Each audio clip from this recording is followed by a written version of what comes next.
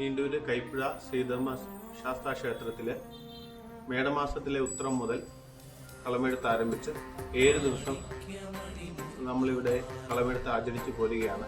ഭഗവാന്റെ ഓരോരോ രൂപങ്ങളാണ് നമ്മളിവിടെ എഴുതിക്കൊണ്ടിരിക്കുന്നത്. കുതിരപ്പുറം, പുലിപ്പുറം, സിംഹത്തിൻ്റെ പുറത്ത്, വേട്ടയ്ക്കൊരുമകൻ.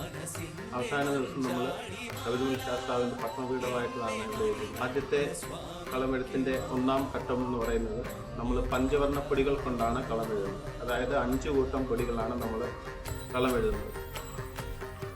ആദ്യമായിട്ട് തന്നെ ഉമ്മിക്കിരി, വെള്ളപ്പൊടി, മഞ്ഞൾപ്പൊടി, പിന്നെ പച്ചപ്പൊടി, പിന്നെ മഞ്ഞളും ചുണ്ണാമ്പും കൂടെ ചേർത്ത മിശ്രിതം ചുമന്ന പൊടി. അതിനായിട്ട് കരിപ്പൊടിക്ക് നമ്മൾ കൃഷ്ണപ്പൊടി എന്നാണ് പറയുന്നത്. കൃഷ്ണപ്പൊടിയാണ് നമ്മൾ കരിപ്പൊടി ആദ്യമായിട്ട് നമ്മൾ കളം കുടിക്കുകയാണ് ചെയ്യുന്നത്. കൃഷ്ണപ്പൊടി കൊണ്ട് കളം കുടിച്ച് അതിൻ്റെ ഭഗവാന്റെ ഓരോരോ ഭാവങ്ങളിൽ, അതായത് ശരീരത്തിന് മൊത്തം പച്ച കളറ്, ആഭരണങ്ങൾക്ക് മൊത്തം മഞ്ഞ കളറ്, പിന്നെ അങ്ങനെ ഭഗവാന്റെ ഓരോരോ പൊടികൾ കൊണ്ട് നമ്മൾ കളം എഴുതുകയാണ് ചെയ്യുന്നത്. പിന്നെ അതിൻ്റെ 1-ാം ഘട്ടം എന്ന് പറയുന്നത് ഇതുപോലെ പൊടികൾ ഉണ്ടാക്കുക.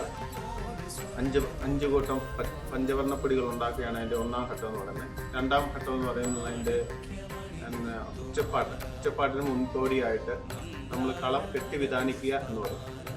കുരുത്തോല, പൂക്കുല, ആല, മാവില, പറ്റ, പാക്ക, പഴം, നാളികേരം എന്നിവയെല്ലാം കൂടി കൊണ്ട് ഭഗവാന്റെ കളം എഴുതുന്ന എവിടെയാണോ അവിടെ നമ്മൾ കെട്ടി വിധാനിച്ച് അലങ്കരിച്ച് ഗണപതിയെ നമ്മൾ വിളിച്ചു വരുത്തി ഉച്ചപ്പാട്ട് എന്ന് പറയുന്ന ഒരു ചടങ്ങ് നമ്മൾ നടത്തുന്നു. ഉച്ചപ്പാട്ട് കഴിഞ്ഞു കഴിഞ്ഞാൽ പിന്നെ കളം കുടിക്കുക എന്നുള്ള പരിപാടിയാണ് നടക്കുന്നത്. കളം കുടിക്കുന്നതിന് മുമ്പേ പറഞ്ഞ പോലെ കൃഷ്ണപ്പൊടികൾ കൊണ്ട് നമ്മൾ കളം കുടിച്ച് അതിൻ്റെ ബാക്കിയുള്ള പഞ്ചവർണ്ണ പൊടികൾ കൊണ്ട് നമ്മൾ ഭഗവാനെ ഓരോരോ രൂപങ്ങൾ എഴുതി നമ്മൾ ഭഗവാനെ പ്രത്യേകമായിട്ട് നമ്മൾ കളമെഴുതി തീർക്കുന്നു. പിന്നെ ദീപാരാധന കഴിഞ്ഞ് കഴിഞ്ഞാൽ പിന്നെ അത്താഴപൂജ കഴിഞ്ഞ് കഴിഞ്ഞാൽ പിന്നെ ഭഗവാനെ എഴുന്നള്ളിക്കാൻ വേണ്ടിയിട്ട് നമ്മൾ പ്രത്യേകം അണിയിച്ചൊരുക്കിയ പന്തലിൽ ഭഗവാനെ അവിടെ പൂക്കുലയൊക്കെ ഇട്ട് നാളികേരമൊക്കെ അടച്ച് അവിടുന്ന് ഭഗവാനെ നമ്മൾ ആനയിച്ചുകൊണ്ട് വന്ന് കളത്തിലേക്ക് നമ്മൾ ഭഗവാനെ എഴുന്നള്ളിക്കുകയാണ് ചെയ്യുന്നത്. കളത്തിൽ എഴുന്നള്ളിച്ചു കഴിഞ്ഞാൽ പിന്നെ ആചാരവിധി പ്രകാരമുള്ള കളത്തിൽ പൂജയ്ക്ക് നേദ്യങ്ങൾ,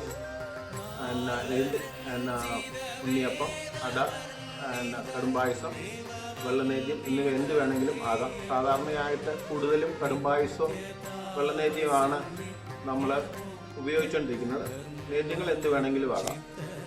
പിന്നെ നേദ്യം കഴിഞ്ഞ് കഴിഞ്ഞാൽ പിന്നെ പ്രസന്ന പൂജ കഴിഞ്ഞാൽ പിന്നെ പ്രസന്ന പൂജയ്ക്ക് കരിക്കുക, താമ്പൂലം എന്നിവയെല്ലാം കൂടെ കൊണ്ട് നേദിക്കുക. പ്രസന്ന പൂജ കഴിഞ്ഞ് കഴിഞ്ഞാൽ ആ പൂജ പൂർത്തിയാക്കി കഴിഞ്ഞാൽ പിന്നെ ഭഗവാന്റെ പാദാദികേശം, അതിൻ്റെ വർണ്ണനയാണ് നമ്മളിപ്പോൾ ഇവിടെ പാടിക്കൊണ്ടിരിക്കുന്നത്.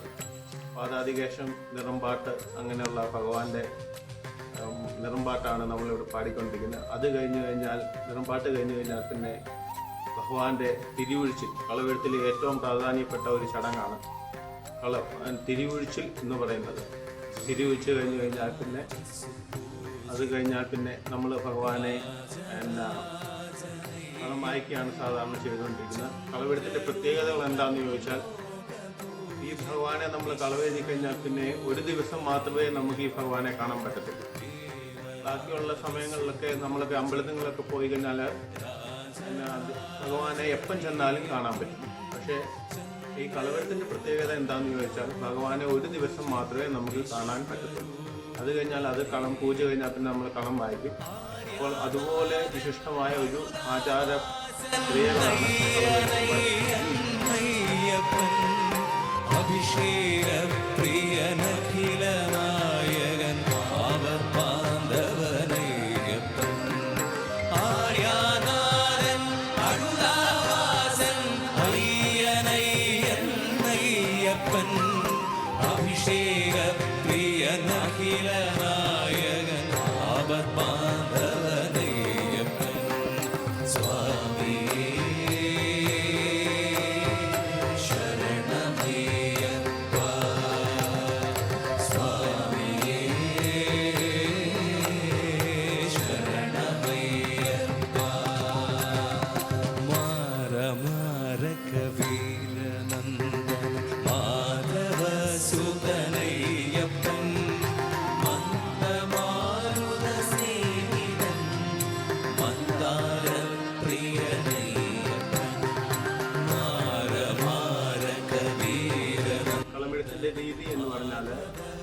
അല്ലെങ്കിൽ മാരാജ് എന്നുള്ളൊരു ആൾക്കാരാണ് കളവെഴുത്തും പാട്ടും പൊതുവെ ചെയ്തു വരുന്നത്.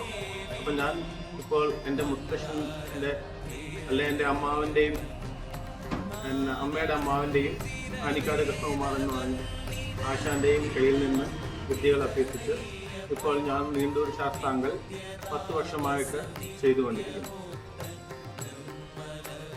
എൻ്റെ പേര് സന്തോഷ് മാരാർ റക്കോൺ. നെടുങ്കുന്നം ദേവീക്ഷേത്രത്തിലാണ് വർക്ക് ചെയ്യുന്നത്.